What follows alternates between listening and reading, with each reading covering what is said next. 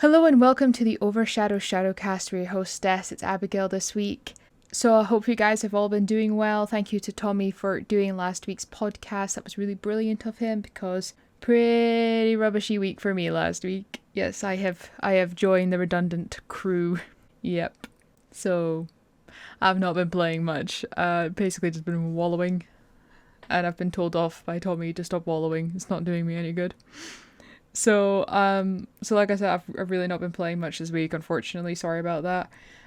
So I'm just gonna go right into the stories. I've just got 3 stories for you this week. I think this has been my go-to. It's just 3 stories. There's not much else been going on really. So I'm just gonna jump into the first story for you guys.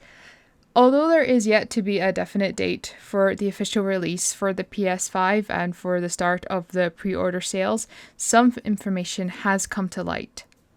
Possibly. Multiple sources are reporting on a troubling post on Reddit.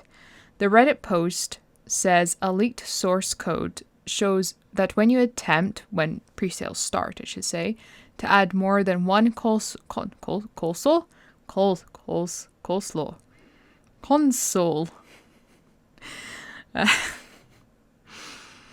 One day there's going to be a day where I'm able to read and not totally mess up the words. Yes, you can add as many coleslaws as you like. Sorry. When you try to add more than one coleslaw to the... I said it, console. Why can I not say that word? To your basket on direct.playstation.com and try to check out, an error message will pop up. The error message apparently reads... So this is the quote from it. Well, this is what the actual message is. You can only purchase one version of the PS5 console, got it right that time, disc or digital. So close. Digital. You have already added one PS5 console to your cart. So this is suggesting that only one console may be purchased per household, at least through this site, but nothing is stopping you from making multiple purchases from other retailers. There is some good news. Sony has stated that the PS5 will be backwards compatible with close to 100 of its most popular PS4 titles, and they'll be available to play on the PS5. At present, they have not stated if that number will grow. I also believe they have not stated which titles it's going to be, but I can guess that I'm sure things like The Last of Us are going to be high up on there. Until Dawn is probably going to be on there. I want to say The Mandalorian. That's wrong. That's a series on Amazon Prime or Disney Plus or something like that. But the sequel, basically the same people that made Until Dawn also made another game, and I can't think of what it's called off the top of my head. That's terrible of me. I'm not sure what I think about this. I can sort of understand. I do understand why they've put the system in place. If there is in fact a system where only one can be bought per household, it's going to stop people buying all of them up and then selling them on for a higher profit. I know this is a very, very big thing in terms of makeup brand launches. There are people that will literally buy up an entire supply and then resell them on. I know that there's that thing that is kind of prevalent in a lot of The Simpsons and things like that, where you wait all night in line for tickets for a premiere or something, or a concert, and somebody buys up 2,000 tickets and then sells them on for a higher price. That is a very common thing. I'm more aware of that there's a few beauty brands that do that, where they limit how many of one thing you can actually buy to stop it being resold at a higher price. Because imagine if you're the kind of person who's actually able to afford to buy something ridiculous like 500 consoles and then sell them effectively for double, if not triple, the original price. I think I remember people doing that with Cabbage Patch dolls when they originally came out. Was it the 70s or the 80s? Cabbage Patch dolls. I remember watching reports that people were buying literally hundreds of these things and selling them for triple of their price. So I can understand why that's there. I find it strange the fact that they've limited if this is true, either digital or digital or disc. Because you'd think that they'd be allowed to buy one of each. Plus, imagine if you've got one kid that wants a digital one and one kid that wants a disc one. That'll be quite difficult. But like I said, it seems that it's just this one place that is like PlayStation's.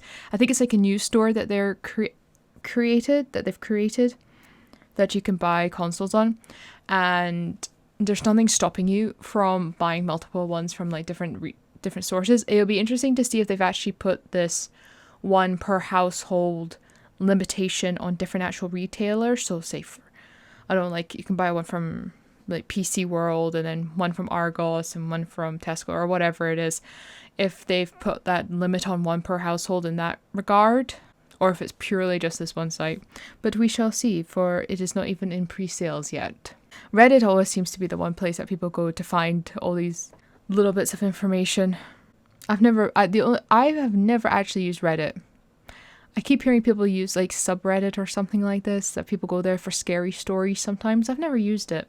So I'm just going to push on to the second story. It's just a small story, this one. So the latest DLC for Dying Light Hellraid has been delayed till the 13th of August this year, 2020. The DLC had been due to launch this week beginning, well, it will be this week. I was just like, what day is it? Oh yeah, it's the 20th. Well, for me, for you guys, it won't be.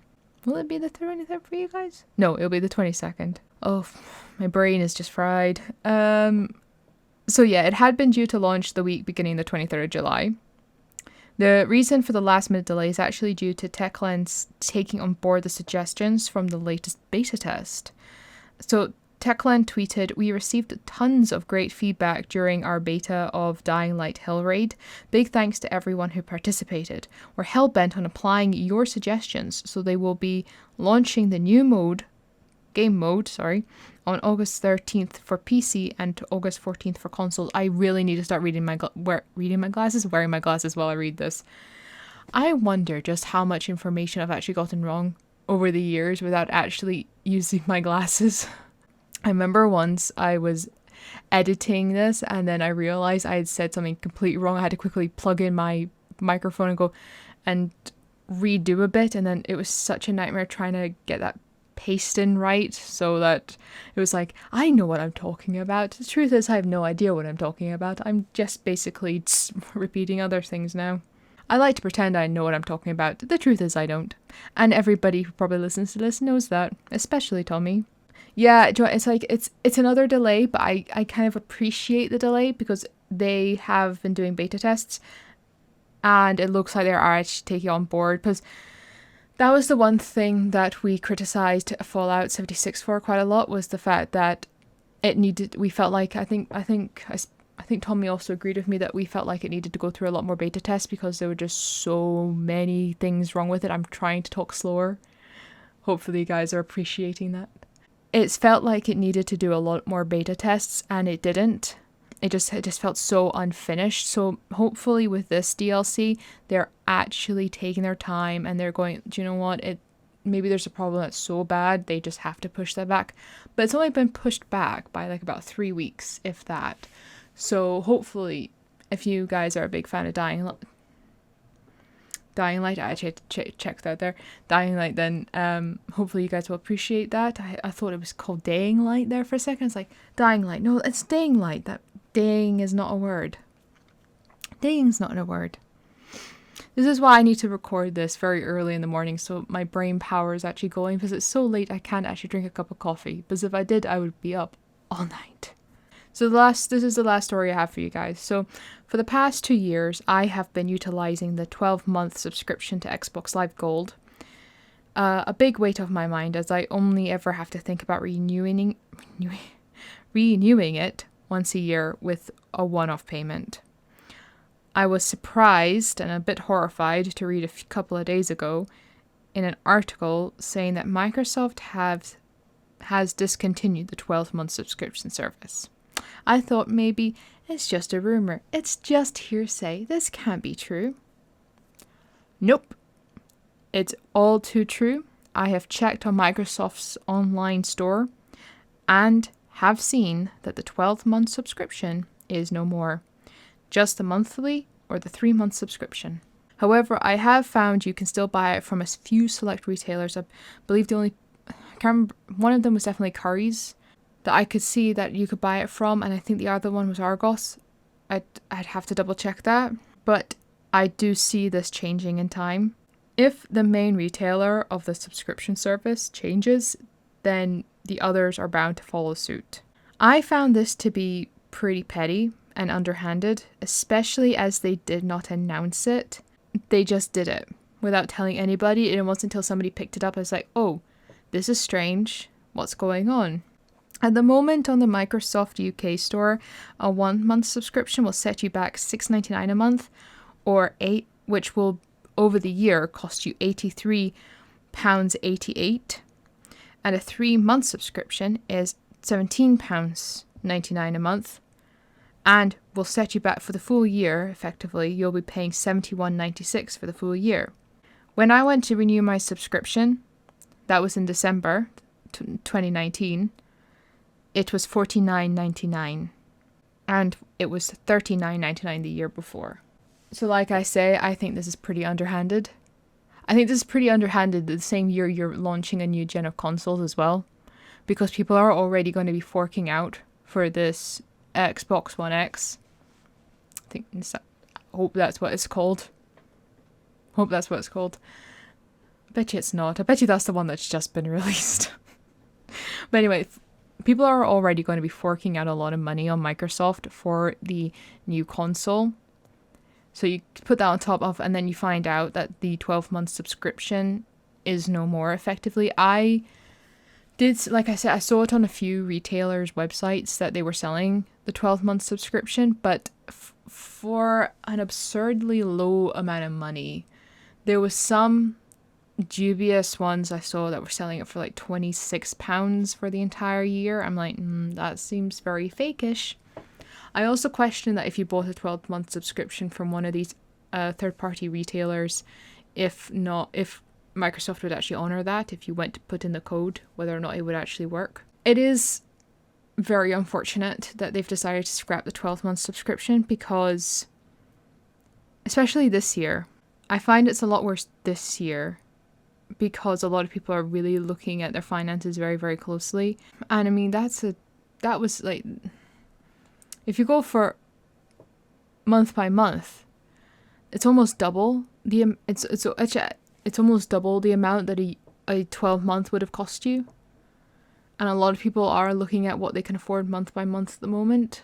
So I think that's pretty underhanded of Microsoft. I don't agree with it. I think that they should reinstate the 12-month subscription, unless what they're actually going to do maybe is change it to a 24-month subscription. I wonder if they're going to introduce that. Or if they're going to try something different, or something new is going to come out with the next gen of consoles. Maybe that's why, but if that's not the reason, then I think that's totally underhanded. Tommy asked, because I had asked him to have a look at this, he also queried about the Game Pass, and so far I've not been able to see if that is changing. I might have missed it, but my research shows that it's not going to be changing. So all of that's going to stay the same, but it's just the subscription service I find to be quite underhanded. The only way I could justify it is if they're going to have a lot more games, lot more better games free, but sometimes you go on that and sometimes the games aren't all that great. I don't know. Normally I've got really nice things to say about Microsoft and Xbox and all that kind of stuff, and today I just don't. I'm sorry I'm ending it on a bit of a downer. But I think that's what people need to know, because I think that if you are going to buy a 12-month subscription, if you want to risk it going through a retailer, maybe go that way and do it as soon as possible and don't wait. Because if they're going to go the same way as Microsoft Store, which I think, like I said, I think they will, I would buy one now, because then that gives you a full year. Hopefully, if they honour that. I'm hoping that they've honoured mine. I mean, I bought mine in January or December, January time. So that's all I have for you guys today. Sorry, it was a bit of a downer.